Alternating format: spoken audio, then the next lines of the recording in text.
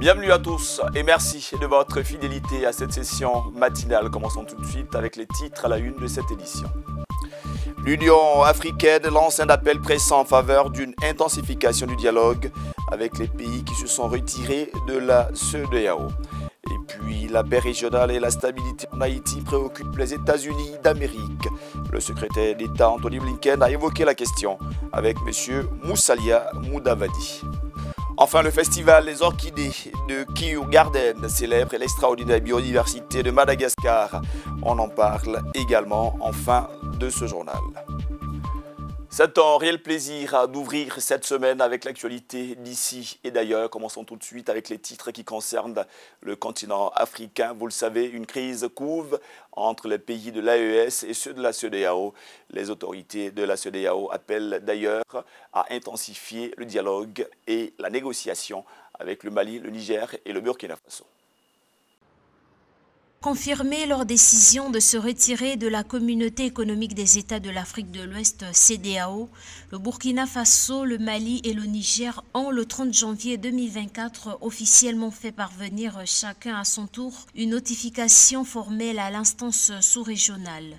Il y a matière à s'inquiéter avec cette décision des trois pays du Sahel de quitter l'entité sous-régionale que représente la CEDEAO. Je pense que concrètement, cela fragilise la CEDEAO d'un côté et cela vient remettre en question un certain nombre de considérations, notamment les institutions qui existent sur le continent africain. Je pense aussi que, ne serait-ce que d'un point de vue économique, le fait que ce soit trois pays enclavés, cela démontre une immaturité sur le plan politique et je pense aussi que ça ne correspond pas du tout à l'ère du temps où aujourd'hui on promeut des valeurs de libéralisme, certes sur le plan économique déjà pour la libre circulation des biens et des marchandises, mais également aussi par rapport aux populations et cela représente quand même une force pour ces pays. Le président de la Commission de l'Union africaine, Moussa Faki Mahamat, a regretté l'annonce du retrait du Burkina Faso, du Mali et du Niger de la communauté économique des États de l'Afrique de l'Ouest, CEDEAO, engageant les leaders régionaux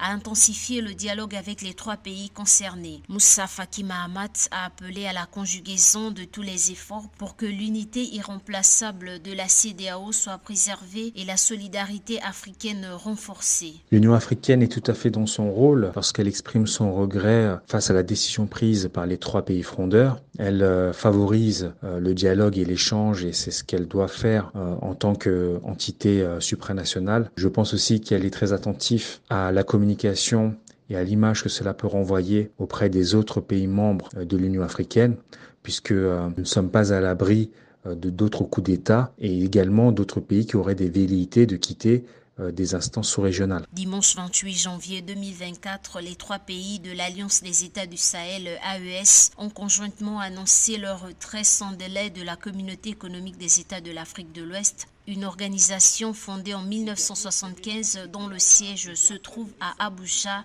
la capitale nigériane, avec pour mission de promouvoir l'intégration économique régionale dans tous les domaines. Dirigés par des gouvernements de transition, les trois pays sont sous sanction de l'institution régionale. Parlons une fois encore de crise politique et sécuritaire. Direction Haïti où se trouve le secrétaire d'État américain Anthony Blinken. L'homme d'État dépêché par le président Joe Biden a pour préoccupation majeure de stabiliser cette partie du monde. Les détails tout de suite dans ce reportage. Le ministre kényan des Affaires étrangères, Musalia Mudavadi, a eu des entretiens cruciaux avec son homologue américain, le secrétaire d'État Anthony Blinken, jeudi.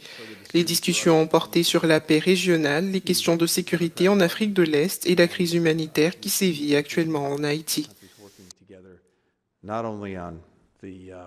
Le travail accompli par le Kenya pour promouvoir la paix et la sécurité régionale, les efforts que nous déployons également ensemble pour approfondir et renforcer nos relations économiques, je pense que tous ces éléments sont des signes très importants et positifs de la profondeur et de l'étendue de nos relations. Et je sais que nous avons beaucoup de choses à couvrir aujourd'hui, mais je suis particulièrement heureux de vous accueillir ici et je vous souhaite la bienvenue. En réponse, M. Mudavadi a fait part de sa volonté de renforcer encore le partenariat. Les États-Unis sont l'une des trois principales destinations des exportations du Kenya et la 7e source de ses importations. Permettez-moi de vous transmettre les salutations du président Ruto. Il est très heureux que vous nous ayez accordé cette opportunité pour que nous puissions nous engager. Nous sommes impatients de consolider notre partenariat sur les différentes questions qui doivent être abordées. Nous sommes donc heureux d'être ici et merci beaucoup.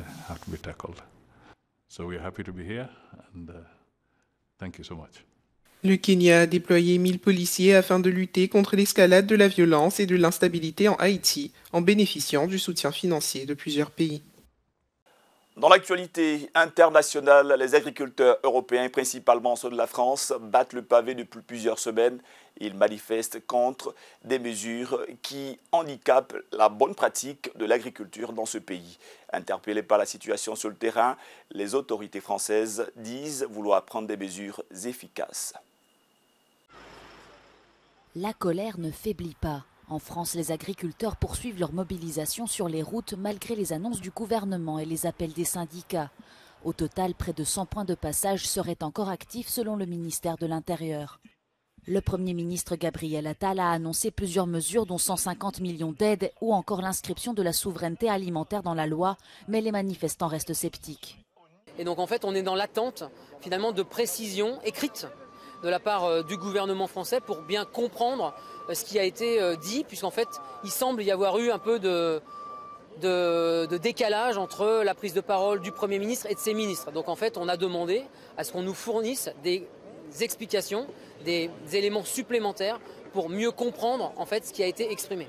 Dans certaines zones bloquées depuis plusieurs jours déjà, les agriculteurs offrent aux automobilistes des briques de lait gratuites. Au niveau européen, beaucoup de mesures ont également été promises. Après une journée de contestation enflammée à Bruxelles, au cours de laquelle des milliers d'agriculteurs se sont rassemblés devant les institutions européennes, les dirigeants des 27 ont rencontré les représentants des manifestants. Bruxelles a proposé d'accorder une dérogation partielle aux obligations de jachère et de limiter toute hausse incontrôlable des importations agricoles ukrainiennes. Ursula von der Leyen a rappelé que les agriculteurs peuvent compter sur le soutien européen, même s'il n'est pas encore clair si les mesures promises ont réussi à convaincre les agriculteurs en colère. En plus des protestations qui ont eu lieu ces dernières semaines en France, en Allemagne, en Pologne, en Roumanie et en Belgique, des agriculteurs d'autres pays se joignent au mouvement, comme en Grèce, en Italie, en Espagne et au Portugal. Terminons cette édition avec une note écologique. Le festival de Kew Gardens célèbre l'extraordinaire biodiversité de Madagascar. Plusieurs participants saluent ainsi la richesse écologique de cette île. Au cœur de Londres, Kew Gardens s'est une fois de plus transformé en une oasis vibrante accueillant son 28e festival des orchidées. Cette année, le festival rend hommage à l'île de Madagascar, connue pour ses forêts tropicales luxuriantes, son long littoral et ses vastes prairies. Plus qu'un simple régal pour les yeux, le festival s'intéresse au rôle essentiel que jouent les orchidées dans l'écosystème unique de l'île.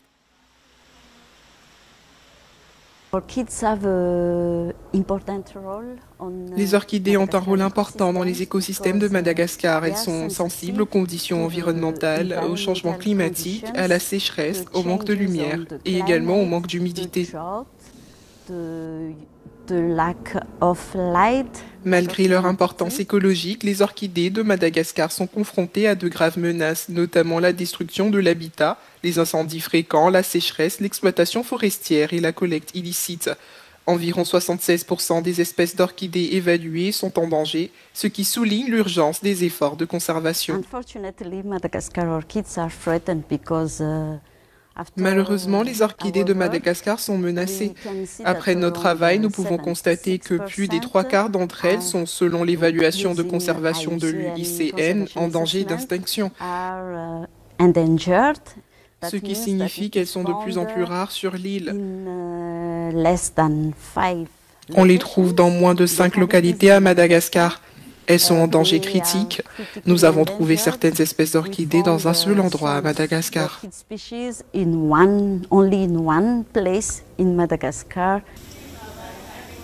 Le festival qui se déroule du 3 février au 3 mars invite les visiteurs à s'immerger dans une célébration chaleureuse et colorée de la nature. Et voilà, ce sera tout pour cette édition. Ça a été un plaisir de nous inviter chez vous grâce à la magie de la télévision. Il me reste à vous souhaiter de passer une excellente suite de programmes sur Miracle TV+. Vous le savez, c'est la télé qui transforme.